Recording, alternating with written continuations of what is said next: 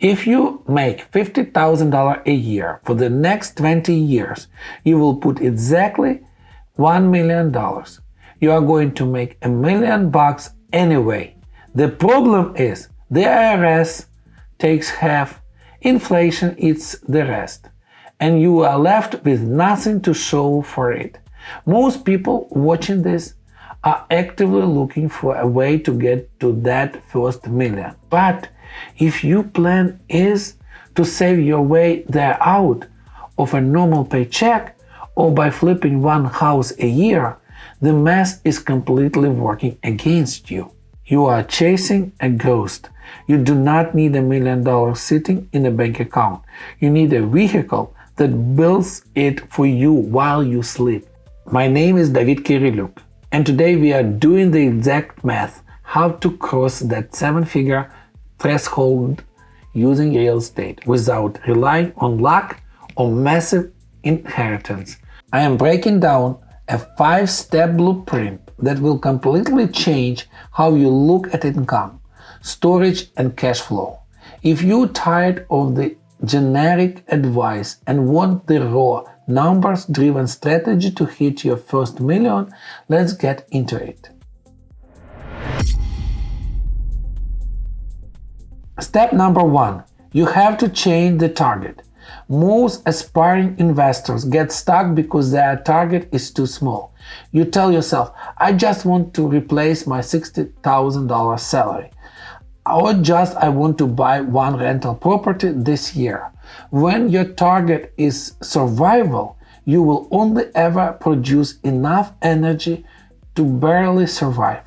If you want to hit your first million, your target actually needs to be 10 millions. Why? Because if you aim for 1 million and you come up short, you are stuck at 200K. And if you are still worried about paying the bills, if you aim for the 10 millions, you are forced to ask completely different questions. You stop asking, how can I save $100 on the groceries?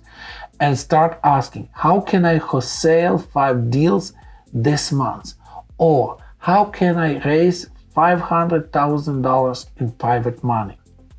67% of truly wealthy people don't build wealth to buy boats or fancy cars. They build wealth for one reason: freedom from worry. They want the freedom to know that if the medical emergency happens, or tenant stops paying, or the economy tanks, they are untouchable. Set a target so massive that hitting your first million is just a pit stop along the way, not the finish line. Step number 2 is a filter. This is where 90% of people tap out. It's brutal, it is uncomfortable, but if you execute this, you will be rich. You must take your gross income and put 40% of it into storage. Notice, I did not say savings. Savings are useless. Cash is not a king. Cash is a melting block of ice. If you leave money in the bank account long enough, inflation will eat it alive. We do not save, we store capital to deploy it. Let's do the hard math. Let's say you hustle and you make $10,000 a month, wholesaling, flipping, or working heavy commission sales job. The IRS is going to take their cut right off the top. Let's call it $4,000. If you are paying the government $4,000, you better be paying yourself $4,000. That goes into your storage account. That leaves you with $2,000 a month to live on. Right now you are probably thinking, David, I can't live on $2,000 a month. My rent alone is $2,000. Exactly. You just identified the real problem. You do not have a budget problem. You have an income problem. When you force yourself to 40% store, it creates intense, massive pressure. You realize immediately that you can be comfortable making $10,000. You need to be making $20,000 or $30,000 a month just to survive and fund your war chest. This rule forces you out of your comfort zone. It forces you to pick up the phone, make more offers, network with the heavier hitters, and scale your income. You starve your lifestyle to feed your investment. Step number 3. Go broke. I know that sounds counterintuitive. You are trying to become a millionaire, and I'm telling you, go broke. But I am not talking about being poor. I'm talking about being intentionally, strategically liquid. When you start piling up money in your storage account, 20K, 50K, 100K, it starts burning a hole in your pocket. You start to smell it. You think, I have worked hard, maybe I should upgrade my car. Maybe I should take that trip. Your friends and your family might even notice and start asking for loans. Do not touch it. You take that storage capital, and the second you have enough for a down payment, you sweep it into a hard asset. You buy a cash flowing duplex. You push it into a multifamily syndication. You lock it in a concrete, wood, and land. You want to wake up every Monday morning feeling broke if your checking account, because all your heavy capital is locked up in a real estate that is paying you. When your checking account is empty, you stay hungry, you stay dangerous. You go back out to the market to find the next deal because you have to. Step number 4. The golden goose has to lay eggs.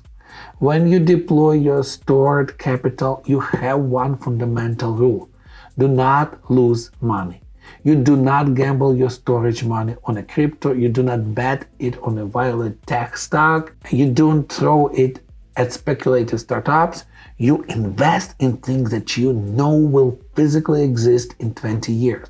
If you buy an apartment building in a growing market, that physical address will still be there decades from now. People will always need a roof over their heads. But here is the absolute most critical part of the millionaire math. The investment must pay you a monthly drip. Think about this. Banks do not lend money to buy Bitcoin. Banks won't even lend you money to buy their own bank stock. But a bank will gladly lend you millions of dollars to buy a 20-unit apartment building. Why? Because they understand the raw, undeniable power of monthly cash flow. Wall Street stocks pay a dividend once a quarter, every 90 days. But my bills don't come every 90 days. My bills come every 30 days. Therefore, my assets need to pay every 30 days. Real estate is the ultimate wealth vehicle because the tenants go to work. They pay down your mortgage. The property goes up in value. You get a check every single month. It's a flawless system. Step number 5. The end game. How do you know when you actually won? You play this game, you aggressively increase your income, you store your 40%, you stay broke by locking that cash into real estate. And you do this over and over until you cross one specific threshold. Your passive monthly cash flow must exceed your active monthly living expenses. When the check coming in front of your rental properties are larger than the money it costs to live your life, you're officially free. You never have to wholesale another house. You never have to stress about the economy crashing. You get off the treadmill whenever you decide to. Getting your first million is not going to happen overnight. It's a boring, repetitive grind. For the next 5 to 10 years, you might not take a luxury vacation. You might not drive a basic car while your real estate portfolio holds $1 million in equity. You will make sacrifices that people around you will laugh at you. But a decade from now, while they are still complaining about the cost of living and wondering why they can't get ahead, they won't be laughing. Scale your income. Store your 40%. Stay broke. Buy hard assets. If you want to surround yourself with investors who are actively playing this game and building real wealth, hit the subscribe button right now. And I want you to leave a comment below and say what number you are committing yourself. Let the universe know what number will hold you accountable. Keep pushing, keep investing, and I'll see you in the next one.